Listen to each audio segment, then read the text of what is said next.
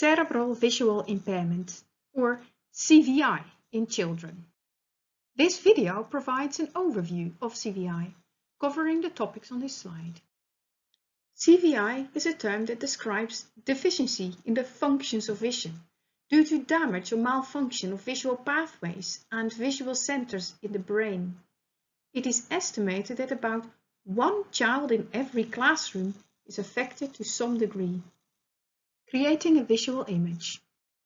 To see perfectly, we need a clear retinal image, eyes working together, intact visual pathways, and brain networks to process and store visual information. The occipital lobe, temporal lobe, and parietal lobe process visual information. Primary visual functions. CVI is an umbrella term, and children may have one or more visual difficulties. The primary visual functions on this slide are now considered. In reduced visual acuity, detail cannot be seen clearly. Using thick pens and large print, or sitting at the front of the classroom to see the board and teacher helps. Impaired contrast sensitivity and color vision make it harder to differentiate between shades, and therefore objects do not stand out. The use of plain carpets and worktops with contrasting objects helps.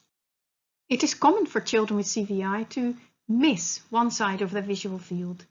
This is referred to as hemianopia. Optimal classroom position to make full use of the seeing field helps. Viewing and scanning strategies can be taught to help children find people and objects. For some children, it takes time for their vision to switch on when they change from a light to a dark environment. Some children are sensitive to light and need to wear shades. For children with CVI, vision takes effort. They may switch off when they are overwhelmed by visual information, and they often need longer for visual tasks. Complex visual processing. The ventral stream network runs from the occipital lobe to the temporal lobe. The dorsal stream network runs from the occipital lobe to the parietal lobe. In these brain areas, the visual information is further processed. The ventral stream is referred to as the what pathway, as it is responsible for recognition. Children with impaired recognition of objects and shapes might not play meaningfully with their toys, as they don't recognize what they are. They may have difficulties recognizing pictures in books or on test charts. They may learn best through touch and sound. Children might have difficulties recognizing places. This applies to wayfinding outside the house, but they can also get lost in the house or in the classroom. Signposting in the school and home environment helps. In prosopagnosia, children may be able to see the details of facial features but do not have instant recognition of faces and facial expressions.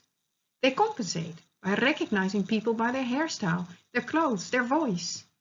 Wearing a recognizable accessory and standing in the same spot at pickup times helps.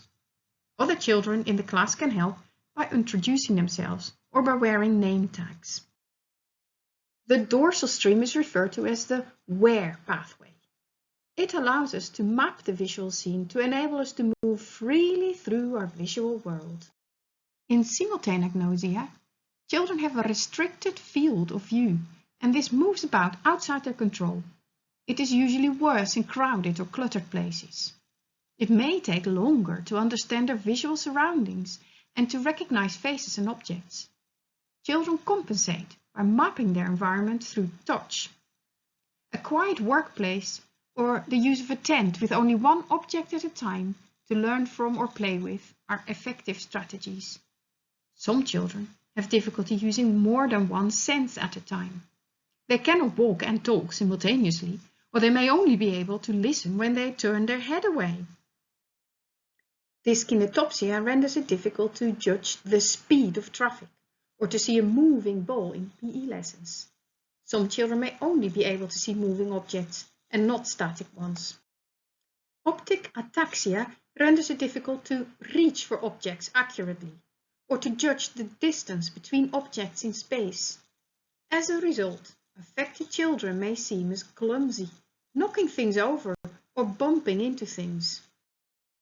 Visual inattention can be accompanied by hemianopia, but sometimes the child may experience a full visual field, but in fact they are missing certain elements on one side of their body. Here, for example, one of the girls is not being noticed. Viewing and scanning strategies with a full body turn can help. Lower field inattention is common in children with dorsal stream dysfunction. Children tend to hesitate on floor boundaries or when they go downstairs or climbing frames. Pushing a doll's pram or using a stick to feel the ground ahead are effective strategies. Using the banister and feeling the steps with their heels helps their independence going downstairs. Using a reading slope brings their reading material into their seeing field. Each child with CVI has a unique combination of dysfunctions, depending on the affected brain area. You may wonder what you can do to help children with CVI. Learning more about CVI helps to identify functional vision problems in children. Listening to the parents and acknowledging their concerns creates trust, and detailed history taking helps to understand the child's visual dysfunctions. Question inventories are freely available to help you with this. A vision assessment is needed for ocular health and visual function. Once you understand the underlying problem of the visual difficulties, you can empower the parents by explaining this to them and by offering strategies to overcome difficulties. Liaise with educational and healthcare professionals and sight-loss charities.